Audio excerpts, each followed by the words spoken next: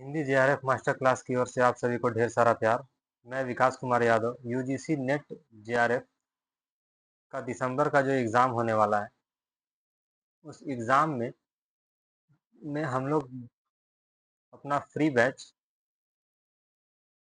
जिसमें हम रामचंद्र शुक्ल जी का हिंदी साहित्य का इतिहास, जो 1929 में प्रकाशित हुई थी, उसका विस्तार पूर्वक अध्ययन करेंगे। इसमें हम डेली 5 पेज को पढ़ेंगे। इससे पहले का वीडियो अगर आपने नहीं देखा तो आप जाकर हमारे चैनल पर देख सकते हैं। आज का हमारा है वीर गाथा काल। ये सबसे इम्पोर्टेंट चैप्टर में से एक है, रामचंद्र शुक्ल जी का। ठीक है। वीर गाथा काल कब हुआ था? वीर गाथा काल कब हुआ था? संवत 1050 से 1375 ईस्वी तक। ठीक है। वीर गाथा काल कब हुआ था? तो संवत 1050 से 1375 ईस्वी। और यह प्रकरण 3 का नाम क्या है? देश भाषा काव्य। प्रकरण 3 का नाम क्या है? देश भाषा काव्य।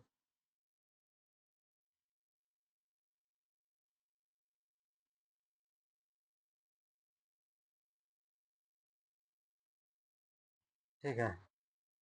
देखिए, तो इसमें जो लिखा हुआ है वह है देश भाषा काव्य। इसका नाम है। इसमें शुक्ल जी ये कहते हैं कि पहले कहा जा चुका है। ठीक।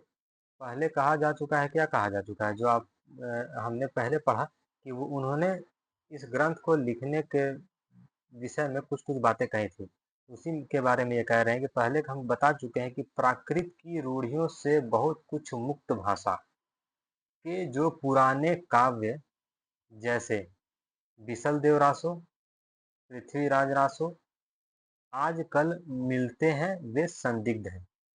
ये क्या बता रहे हैं कि जो बिसल देव रासो, पृथ्वीराज रासो, आजकल जो ग्रंथ मिलते हैं वो संदिग्ध हैं। ठीक।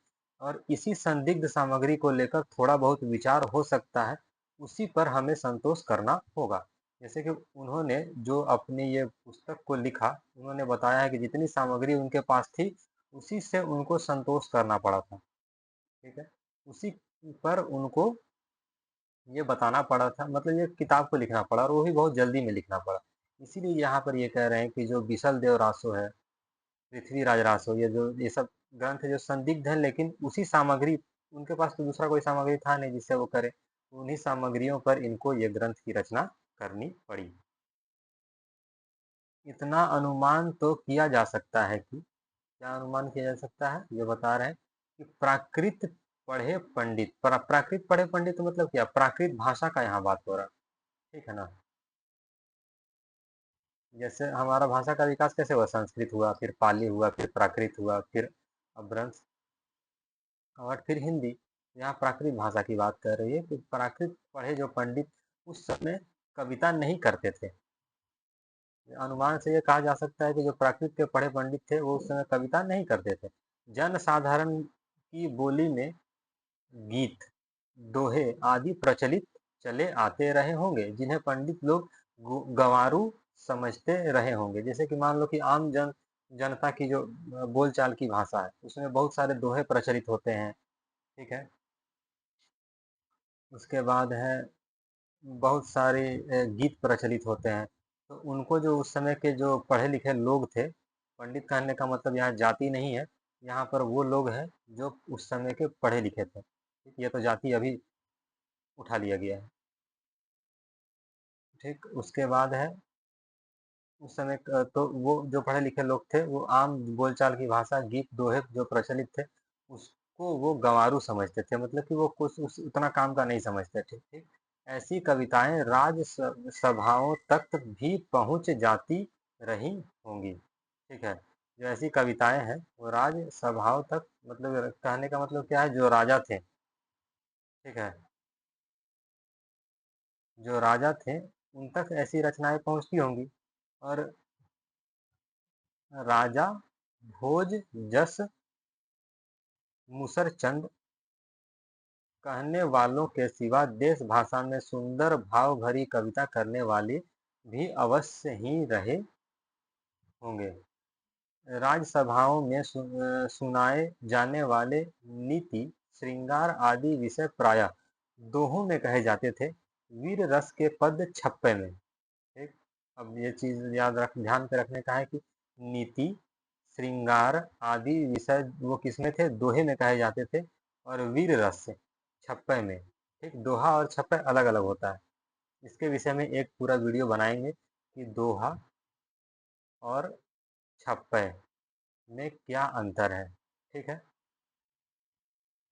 उसके बाद राजाश्रित जो कवि थे अपने राजाओं का शौर्य, पराक्रम और प्रताप का वर्णन बहुत अनूठे उक्तियों से करते थे। कि अब जिस राजा का से वो पैसा ले रहे हैं, जिस राजा का वो गुणगान, तो उसका गुणगान वो करेंगे ही, तो बहुत अनूठे ढंग से उनका गुणगान करते थे। अपनी वीरोल्लाभ लास भरी वीरोल्लास जो वीरोल्लास भरी कहने का मतलब, जो जो उनकी वीर, हाँ मतलब कि वीर और उल्लास से भरा हुआ कविता वीरों को उत्साहित करते थे। ऐसे राजाश्रित कवियों की रचनाओं के रक्षित रहने का अधिक सुविधा था।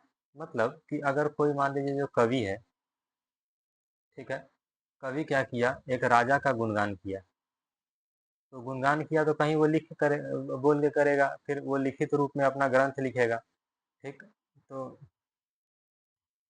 ग्रंथ लिखेगा तो क्या होगा, वो ग्रंथ लिख दिया तो वो क्या होगा, राजा के यहाँ पर सुरक्षित रहेगा।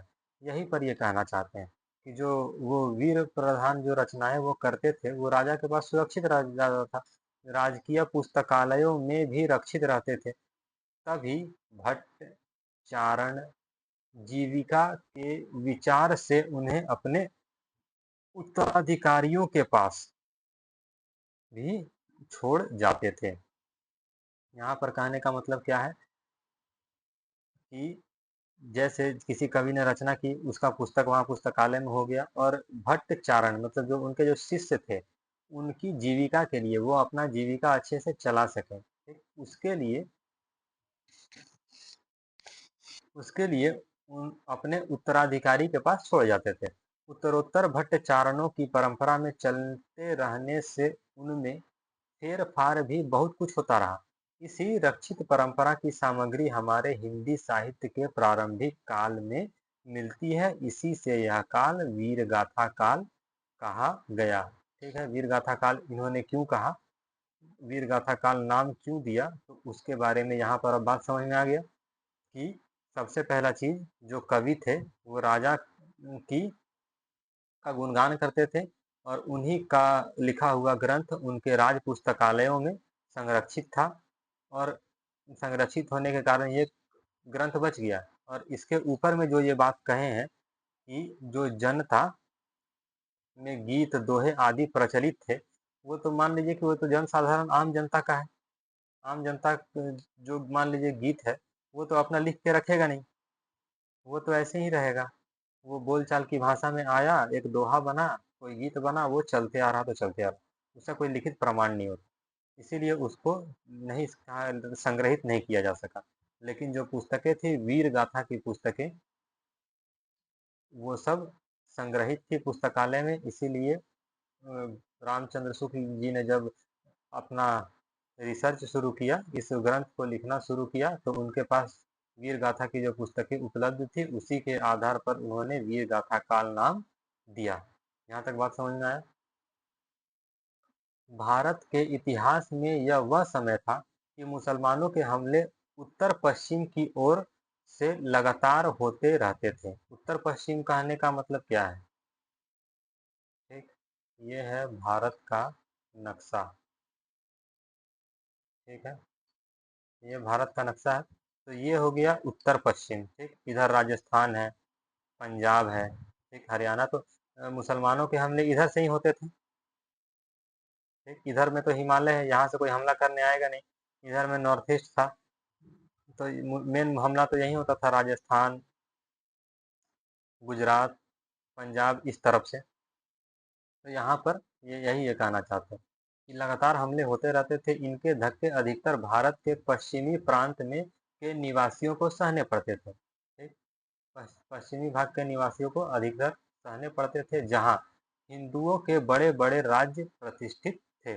गुप्त साम्राज्य के ध्वस्त होने के बाद, ठीक है, जो गुप्त साम्राज्य था वो जब ध्वस्त होने पर हर्षवर्धन का मृत्यु कब हुआ, तो संवत 704 में उनका मृत्यु हो गया। हर्षवर्धन जो गुप्त साम्राज्य के जब ध्वस्त हो गया, तो उसके राजा थे हर्षवर्धन, उनकी मृत्यु होगी 704 के उपरांत। भारत के पश्चिमी भाग ही भारतीय सभ्यता और बल वैभव का केंद्र रहा था।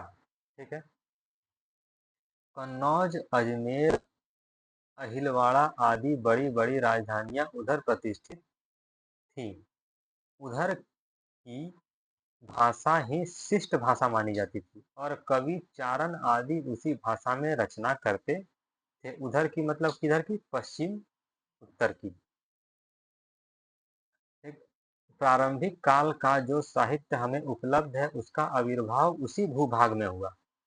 ठीक है, मतलब पश्चिमोत्तर भूभाग में, जो राजस्थान हो गया, पंजाब हो गया, गुजरात हो गया, ठीक, आज का हरियाणा हो गया, ये सब जो भाग है इधर के ही, और मध्य प्रदेश, ये सब जो हो गया, पर जो शुरुआती जो उनकी रचनाएं मिलती हैं उसी भूभाग में मिलती है।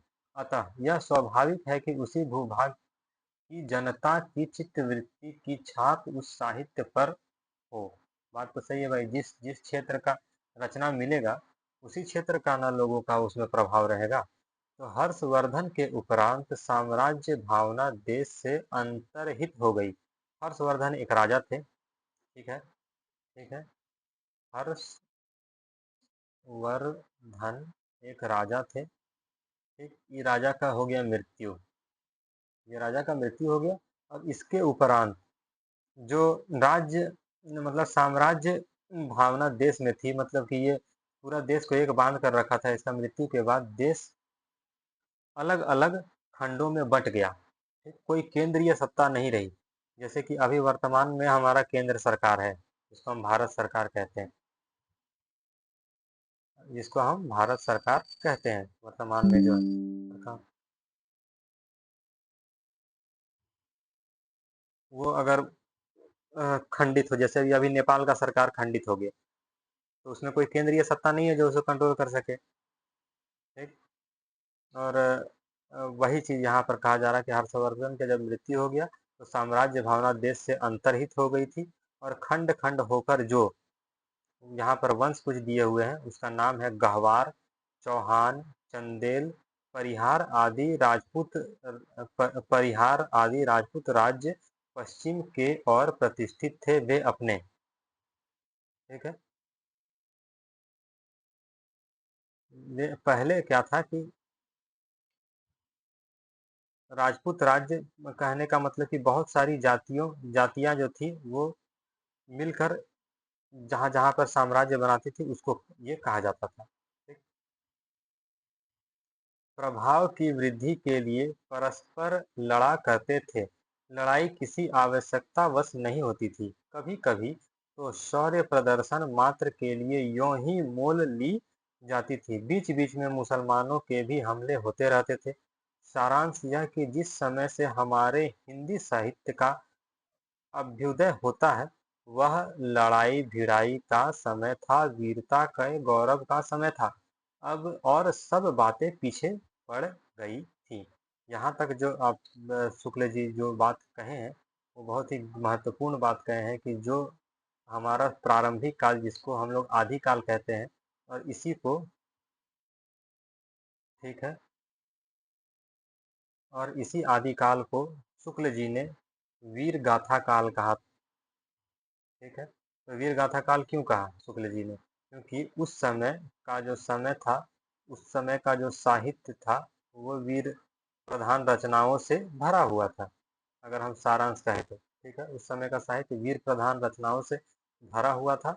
और ऐसा क्यों था, क्योंकि उस वो जो समय था वो पूर्ण रूप से लड़ाई भिड़ाई का समय था। उस समय जो केंद्रीय सत्ता थी हर्षवर्धन की, वह खंडित हो गई थी। और मुसलमानों का आक्रमण पश्चिमोत्तर भाग से बहुत ज़्यादा बढ़ गया था। इस कारण अब मान लीजिए लड़ाई हो रहा है, तो जब अगर दिन रात मारपीट ही हो रहा, लड़ाई ही हो रहा, तो उसमें हौसला तो बढ़ाना पड़ेगा। तो हौसला बढ़ाने के लिए क्या करना पड़ेगा? तो कुछ रचनाएं करनी पड़ेंगी, दोहा लिखना पड़ेगा। तो यही दोहों का संग्रह के कारण इस काल को वीर गाथा काल नाम दिया गया। ठीक, यहाँ तक बात समझ में आई। महमूद गजनवी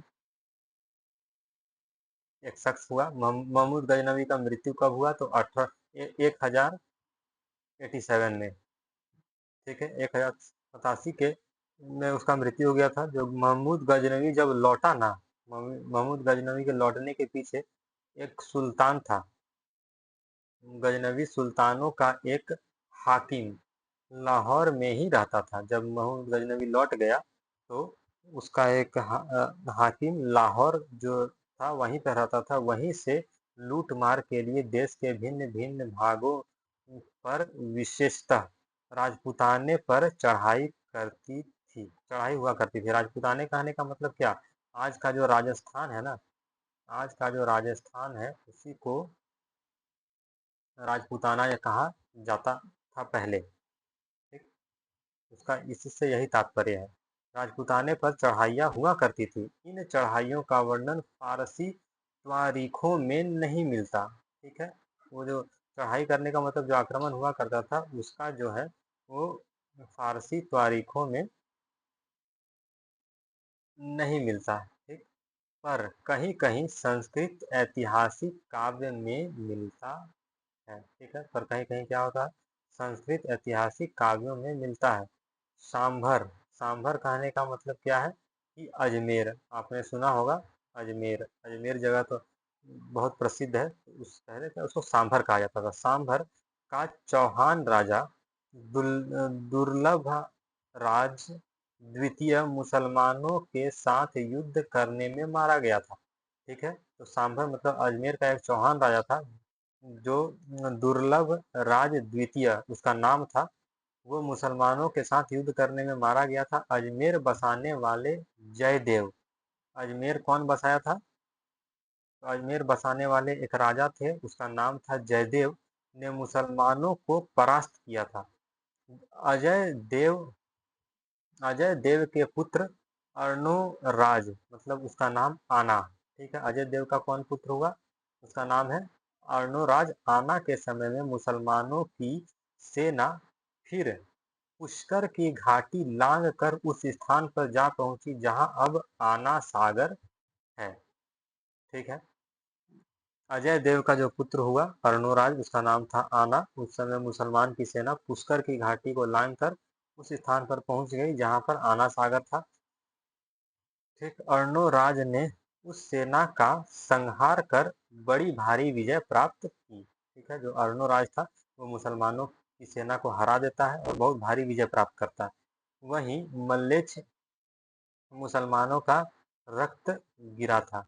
ठीक है, वहीं मल्लेच्छ मुसलमानों का रक्त गिरा था। उससे उस स्थान को अपवित्र मानकर वहां अर्णोराज ने एक बड़ा तालाब बनवा दिया जो आना सागर कहलाया। ठीक, यहाँ तक बात समझ में आई। एक सांभर फिर से बता देते हैं। सांभर किसको बोला जाता था? तो अजमेर को बोला जाता है सांभर।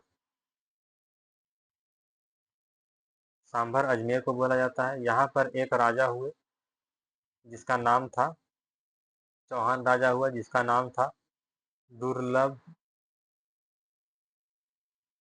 राज। ठीक, ये मुसलमानों से युद्ध में हार जाते हैं, मारे जाते हैं। ठीक है, फिर अजमेर एक को बसाने वाले का नाम है अजय देव।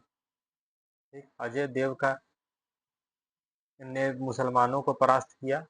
ठीक है, और अजय देव के एक पुत्र हुए जिसको आना के नाम से भी जाना जाता है। पूरा नाम इसका अर्णोराज है। ये मुसलमानों को परास्त करते हैं बुरी तरह से। ठीक, और उसके बाद जहाँ पर उसका मुसलमानों का मल्लेच्छ मुसलमानों का रक्त गिरा था वहीं पर ये क्या करते हैं, एक बहुत बड़ा तालाब खुदवाते हैं, बहुत बड़ा तालाब का खुदाई करवाते हैं, उसका नाम ये रखते हैं आना सागर। बात समझ में आई यहाँ तक? चलिए ठीक, अब आगे बढ़ते हैं। ठीक है, अब आना के पुत्र बिसल देव, अब आना का कौन पुत्र हुआ, तो आना का पुत्र हुआ बिसल देव। ठीक, उसको विग्रह राज चतुर्थ के समय में वर्तमान किशनगढ़ राज्य तक मुसलमानों की सेना चढ़ आई, जिसे परास्त कर बिसल देव आर्यवर्त से मुसलमानों को निकालने के लिए उत्तर की ओर बढ़ा। उसने दिल्ली और झांसी के प्रदेश अपने राज्य में मिलाए और आर्यवर्त के बड़े भूभाग में मुसलमानों को निकाल दिया। इस बात का उल्लेख दिल्ली में अशोक लेख वाले शिवालिक स्तंभ में खुदे हुए बिसल देव के विक्रम संवत 1220 के लेख से पाया जाता है।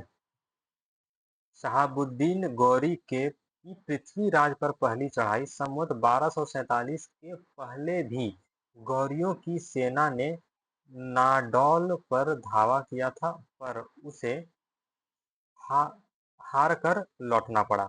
इस प्रकार महाराजा पृथ्वीराज के मारे जाने और दिल्ली तथा अजमेर पर मुसलमानों का अधिकार हो जाने के पीछे बहुत दिनों तक राजपूताने आदि के कई स्वतंत्र हिंदू राजा थे, जो बराबर मुसलमानों से लड़ते रहे। इसमें से सबसे प्रसिद्ध रणथंभौर के महाराज हम्मीर देव हुए। ठीक है, जो महाराजा पृथ्वीराज चौहान के वंश परंपरा में थे।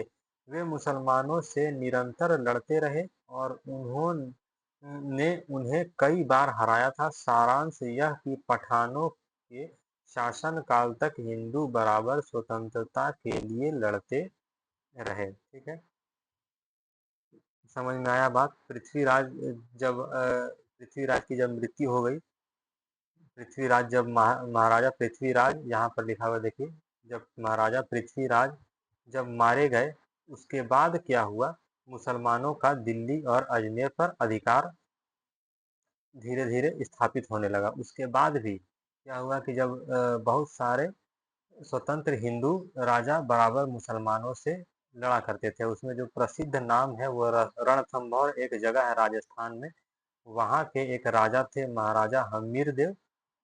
ठीक, वह वो भी पृथ्वीराज चौहान के परंपरा वंश परंपरा में ही थे। उनका नाम बहुत प्रसिद्धि से लिया जाता है, उन्होंने मुसलमानों को बहुत बार हराया। ठीक है, अब आगे बढ़ते हैं। राजा भोज की सभा में खड़े होकर राजा की दानशीलता का लंबा चौड़ा वर्णन करके लाखों रुपए पाने वाले कवियों का समय बीत चुका था।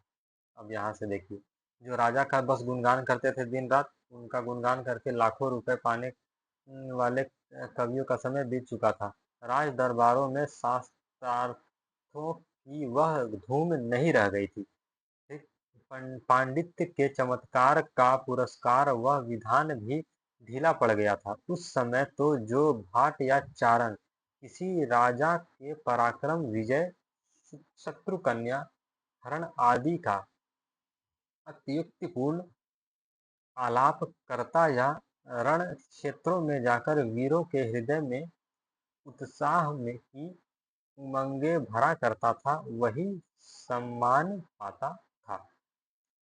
मतलब कि वही जो गुणगान करता था वही सम्मान, और क्या बोलते हैं, वही सब सम्मान पाता था। उसके बाद है, इस दशा में काव्य या साहित्य के और भिन्न भिन्न अंगों की पूर्ति और सिद्धि का सामुदायिक प्रयत्न कठिन था। उस समय तो केवल वीर गाथाओं की उन्नति संभव थी। इसी वीर गाथा को हम दोनों रूपों में पाते हैं, मुक्तक के रूप में भी और प्रबंध के रूप में भी। ठीक है, किस रूप में, मुक्तक के रूप में भी और प्रबंध के रूप में भी। फुटकल रचनाओं का विचार छोड़कर यहाँ वीर गाथात्मक प्रबंध काव्य का ही उल्लेख किया जाता है। जैसे यूरोप में वीर गाथाओं का प्रसंग युद्ध और प्रेम रहा, वैसे ही यहाँ भी था।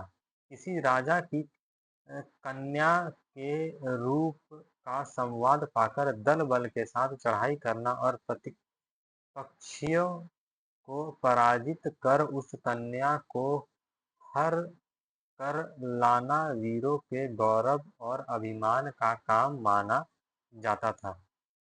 ये देखिए, ये कैसी मानसिकता थी उस समय की। सोचिए कि मान लीजिए कि जो जो कन्या जो स्त्री मान लीजिए कि जो उनको पसंद आई, वो उसको जबरदस्ती वहां से उठा लेते थे। ये आदिकाल की सबसे मतलब कि क्या बोलते हैं, निचले स्तर की मानसिकता कहा कहा जा सकता है। और उसको किसी स्त्री का हरण कर लेना, वो लोग सोचते थे कि हम बहुत बड़ा काम कर दिए।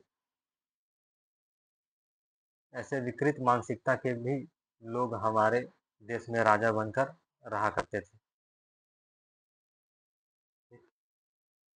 इन कन्या में श्रृंगार का भी थोड़ा मिश्रण रहता था, वे पर गौण रूप में प्रधान रस वीर ही रहता था।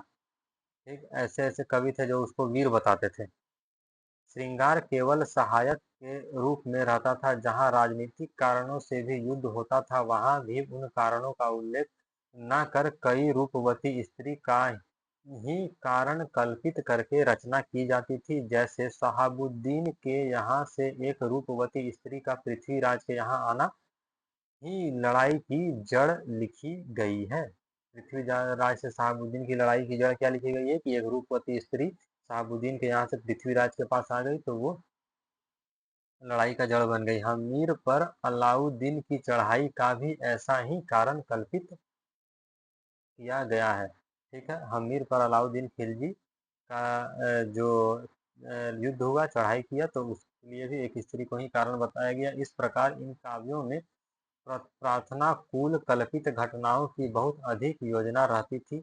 ये वीर गाथाएं दो रूपों में मिलती हैं, प्रबंध काव्य के साहित्यिक रूप में और वीर गीतों बैलाड्स के रूप में। साहित्यिक प्रबंध के रूप में जो प्राचीन ग्रंथ उपलब्ध है वह है पृथ्वीराज रासो। ठीक है, साहित्यिक प्रबंध के रूप में जो प्राचीन ग्रंथ उपलब्ध है वह है पृथ्वीराज रासो। वीर गति के रूप में हमें सबसे पुराने पुस्तक बिसल देव रासो मिलते हैं। यद्यपि उनमें समयानुसार भाषा के परिवर्तन का आभास मिलता है। जो रचना कई सौ वर्षों के लोगों में बराबर गाई जाती रही रही हो, उसकी भाषा अपने मूल रूप में नहीं रह सकती। इसका प्रत्यक्ष उदाहरण आल्हा। ठीक है, आल्हा और उदल दो व्यक्तित्व हैं। इन पर आगे विस्तार से चर्चा किया गया है इस पुस्तक में। आल्हा और उदल ये दोनों भाई थे। ठीक, इन्होंने ही मैहर, आपने सुना होगा, मैहर बुंदेलखंड के क्षेत्र में एक बहुत ही प्रसिद्ध दुर्गा माँ का मंदिर है, उसका स्थापना किया था। और इन्होंने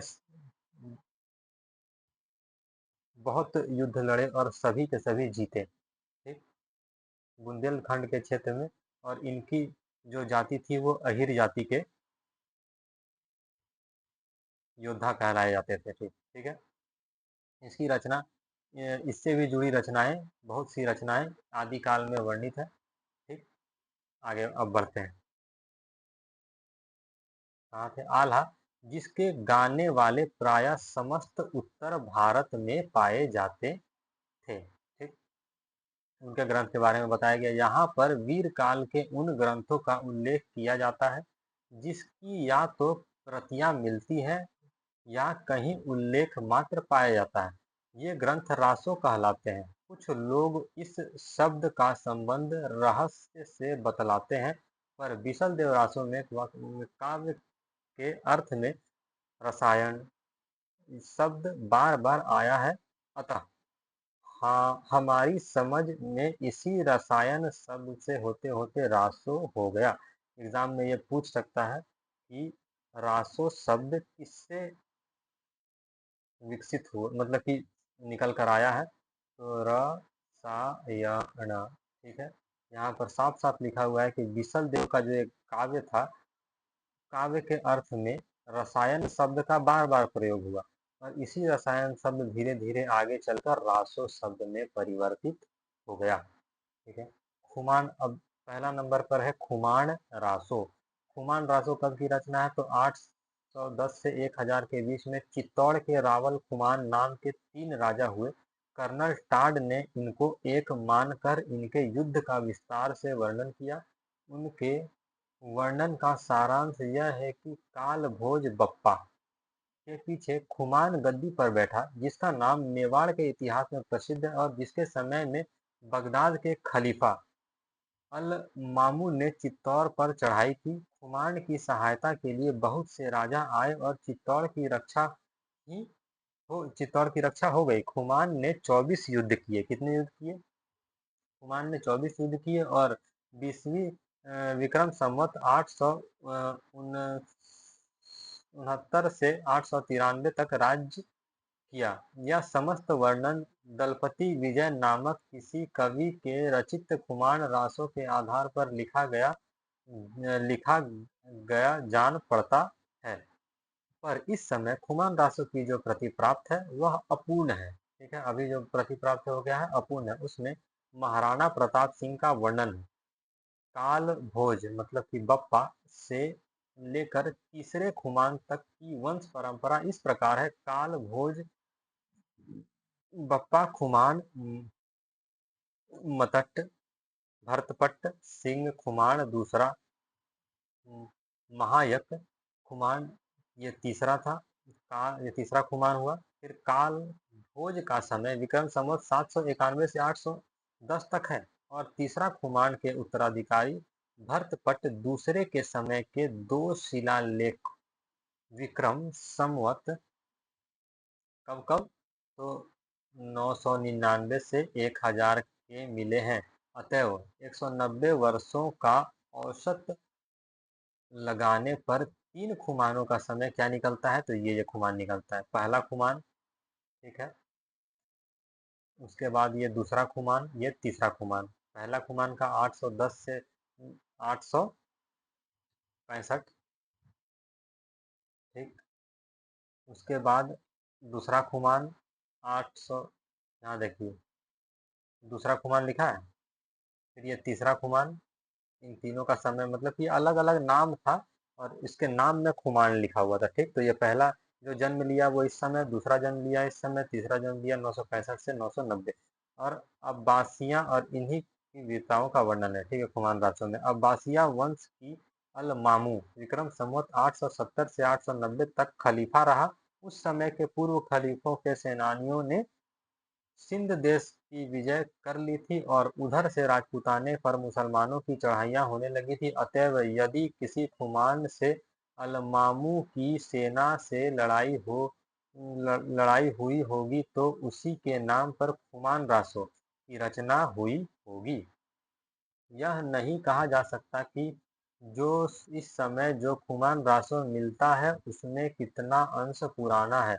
उसमें महाराणा प्रताप सिंह तक का वर्णन मिलने से यह निश्चित रूप से कहा जा सकता है कि जिस रूप में यह ग्रंथ अब मिलता है वह उसे विक्रम संवत की 17वीं शताब्दी में प्राप्त होगा। विक्रम शिव सिंह सरोज के कथानुसार एक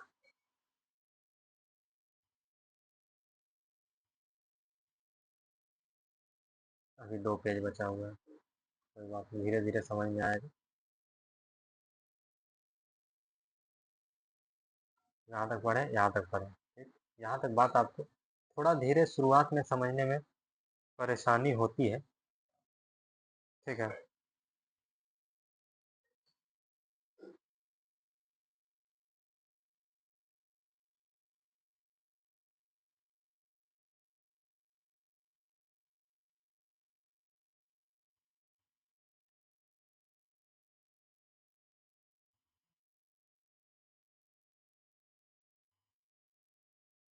चलिए आगे बढ़ते हैं। अज्ञात अज्ञात नाम भट्ट ने अज्ञात नाम भट्ट ने खुमान रासो नामक काव्य ग्रंथ लिखा था। ठीक है, अज्ञात कौन था? नाम भट्ट ने खुमान रासो काव्य लिखा था जिसमें श्री रामचंद्र से लेकर खुमान तक के युद्ध का वर्णन था। यह नहीं कहा जा सकता कि दलपति विजय असली खुमान रासो का रचयिता था अथवा उसके पिछले परिशिष्ट का, ये कन्फर्म नहीं कहा जा सकता है कि दलपति जो विजय था वो कुमार रासो का ही रचयिता था या फिर उसके पिछले परिशिष्ट का। उसके बाद है यहाँ पर एक ग्रंथ है बिसल देव रासो, नरपति नल्हा कवि विग्रह राज चतुर्थ उपनाम बिसल देव का समकालीन था, कदाचित यह राज कवि था। इसमें बिसल देव रासो नामक एक छोटा सा 100 पृष्ठों का ग्रंथ लिखा जो वीर गति के रूप में है। ग्रंथ में निर्माण काल ये दिया है। क्या समझ में आया आपको कि विसल देव रासो नरपति नाल कवि वीर विग्रह राज चतुर्थ उपनाम बिसल देव का समकालीन था। ठीक है, किसका देव देव का? तो विसल देव का समकालीन था। और कौन? तो नरपति नाल ने विसल देव रासो की रचना की है। ठीक। उसके बाद है 1200, जैसे कि 1272 मझे मझारी जेठ बदी नवमी बधुआरी नाल रसायन आरंभई शारदा तुटी ब्रह्म कुमारी। मतलब कि 1272 का स्पष्ट अर्थ, मतलब 1212 है, बहत्तरों शब्द बहत्तरों द्वादशोत्तर का रूपांतर है। अतः 1272 का अर्थ द्वादशोत्तर, मतलब सीधा सीधा दिमाग में रखना है कि इसका अर्थ हुआ 1212। ठीक। गणना करने पर विक्रम संवत 1212 में ज्येष्ठ बदी नवमी के बुधवार ही पड़ता है। कवि ने अपने रासों में सर्वत्र वर्तमान काल का ही प्रयोग किया, जिससे वह बिसल देव का समकालीन जान पड़ता है। विग्रह राज चतुर बिसल देव का समय भी 1220 के आसपास ही था। ठीक है। उसके शिलालेख भी संवत 1210 में और 1220 के प्राप्त हैं। बिसल देव रासो में 4 खंड है। यह काव्य लगभग 2000 चरणों में समाप्त हुआ। इसकी कथा का सार यों है। ठीक है, इसी कथा का सार यों है। इसमें क्या है? खंड एक, खंड एक, मालवा के भोज परमार की पुत्री राजमती से सांभर के बिसल देव का विवाह होना। दूसरा, बिसल देव का राजमती से रूठकर उड़ीसा की ओर प्रस्थान करना तथा वहां 1 वर्ष रहना। खंड 3 में क्या है? राजमती का विरह वर्णन तथा बिसल देव का उड़ीसा से लौटना। चतुर्थ खंड में है भोज का अपनी पुत्री को अपने घर ले जाना तथा बिसल देव का वहां जाकर राजमती को फिर चित्तौड़ लाना। ठीक। दिए हुए संवत के विचार से कवि अपने नायक का समसामयिक जान पड़ता है, पर वर्णित घटनाएं विचार करने पर बिसल देव के बहुत पीछे की लिखी जान पड़ती है, जबकि उनके संबंध में कल्पना का गुंजाइश हुई होगी। यह घटनात्मक काव्य नहीं है, वर्णनात्मक काव्य है। ठीक, याद रखना, यह घटनात्मक काव्य नहीं है, यह वर्णनात्मक काव्य है। इसमें 2 ही घटनाएं हैं, एक है बिसल देव का विवाह और दूसरा उनका उड़ीसा जाना। 2 घटनाएं मुख्य रूप से कौन कौन सी? बिसल देव का विवाह और उनका उड़ीसा जाना। इनमें से पहली बात तो कल्पना प्रसूत प्रतीत होती है। बिसल देव से 100 वर्ष पहले ही धार के प्रसिद्ध परमार राजा भोज का देहांत हो चुका था। ठीक है। इसमें से पहली बात तो कि कल्पना प्रसूत प्रतीत होती है। जो पहली बात है कि बिसल देव का जो विवाह हुआ है वो कल्पना प्रसूत, मतलब कि कल्पना जान पड़ती है। क्यों? उसका क्या कारण दिया गया? तो बिसल देव से 100 वर्ष पहले ही धार के प्रसिद्ध परमार राजा भोज का देहांत हो चुका था। अतः उसकी कन्या के साथ बिसल देव का विवाह किसी पीछे के कवि की कल्पना ही प्रतीत होती है। मान लीजिए कि जो एक राजा है भोज, इसका मृत्यु 100 साल पहले हो गया है, तो इसका बेटी से कैसे उसका विवाह हो सकता है? कि इसका जब मृत्यु ही 100 साल पहले हुआ तो बेटी का भी तो 100 साल पहले हुआ तो बेटी का भी तो उम्र मान के चलिए उस समय इसका 80-90 साल हो जाएगा। 80 साल मतलब 70 साल हो जाएगा। तो कैसे उसकी बेटी के साथ जिसकी मृत्यु हो गई है 100 साल पहले, अभी उसका बेटी के साथ कैसे विवाह होगा? तो यही कल्पना जैसा मान पड़ता है, वही ये कहा कहा जा रहा है। ठीक, उस समय मालवा में भोज नाम का कोई राजा नहीं था। बिसल देव की एक परमार वंश की रानी थी।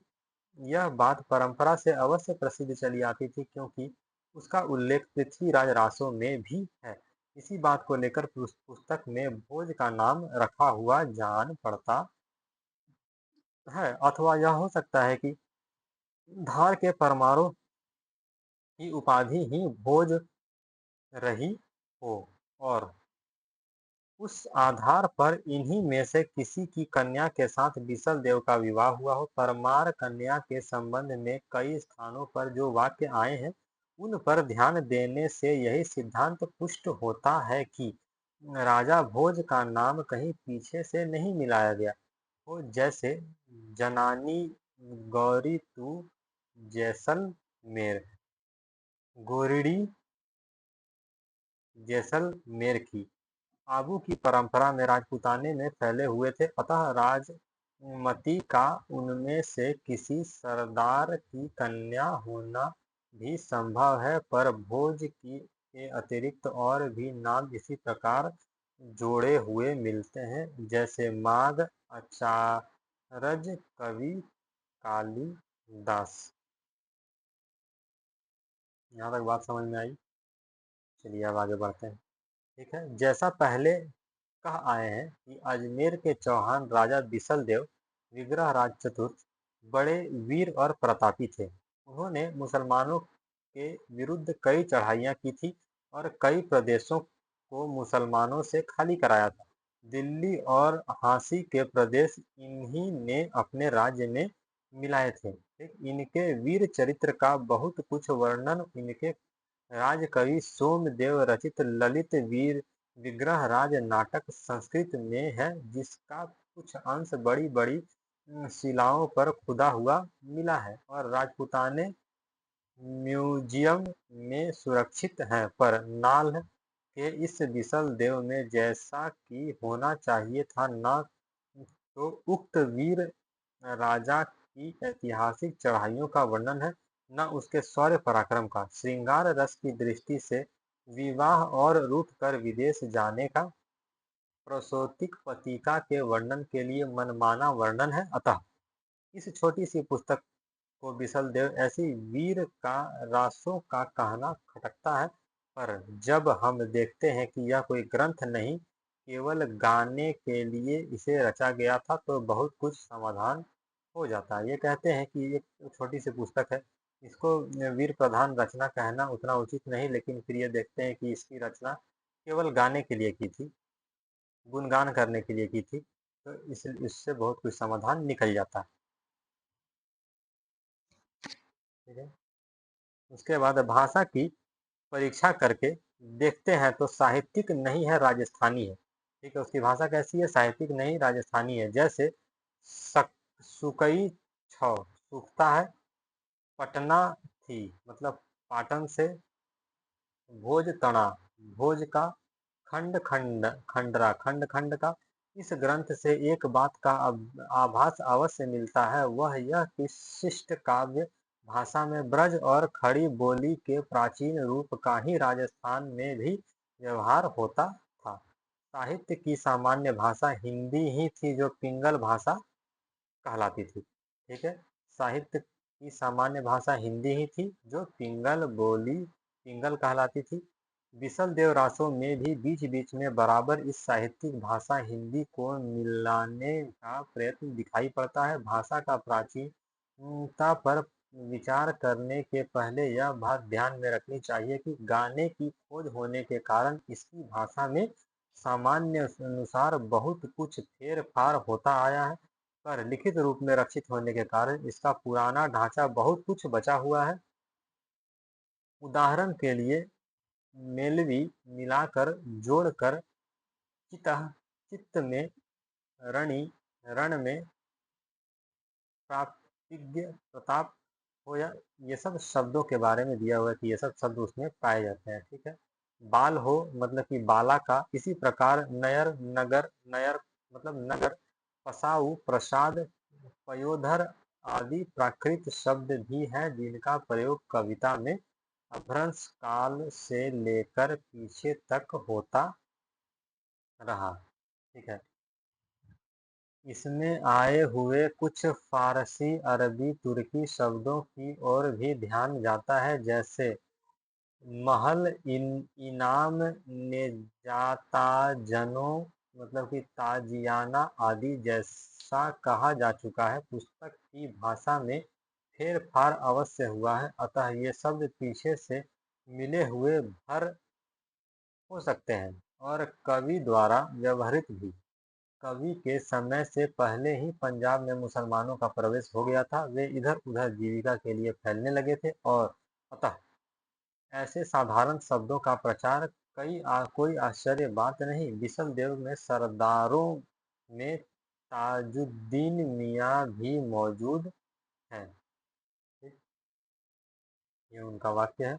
उपयुक्त विवेचन के अनुसार यह पुस्तक न तो वस्तु के विचार से और न भाषा के विचार से अपनी असली मूल रूप में कही जा सकती है। राय बहादुर पंडित गौरी शंकर हरिचंद्र ओझा ने इसे हमीर के समय की रचना कहा। राजपूताने का इतिहास, भूमिका, पृष्ठ 19 में।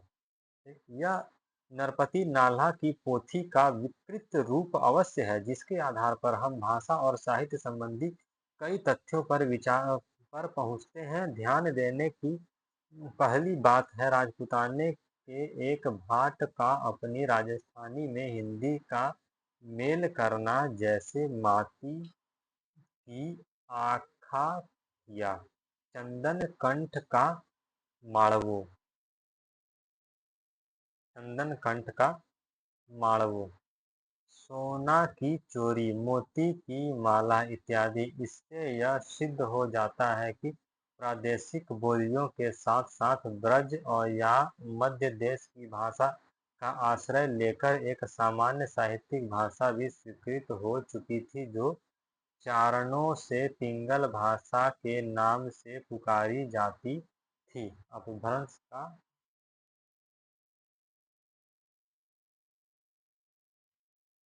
योग। ठीक है। यहाँ तक में आज पेज नंबर 39 तक हम लोग को पढ़ना था। हम लोगों ने पेज नंबर 39 तक पढ़ लिया। यहाँ तक बात समझ में आई। ठीक है। थोड़ा समय धीरे धीरे बताए हैं, लेकिन समय लेकर लगभग हम इसका डिटेल, बहुत जो इम्पोर्टेंट इम्पोर्टेंट फैक्ट्स थे उसको मैंने बता दिया है। और इसी प्रकार हर दिन 5-5 पेज करके पढ़ेंगे। 2 वीडियोस आएंगी, एक सुबह में कहानी और शाम में आपको ये रामचंद्र शुक्ल का इतिहास का 5 पेज। ठीक है। चलिए, आज के वीडियो को यहीं समाप्त करते हैं। आप सभी का दिन शुभ हो। मिलते हैं नेक्स्ट वीडियो में।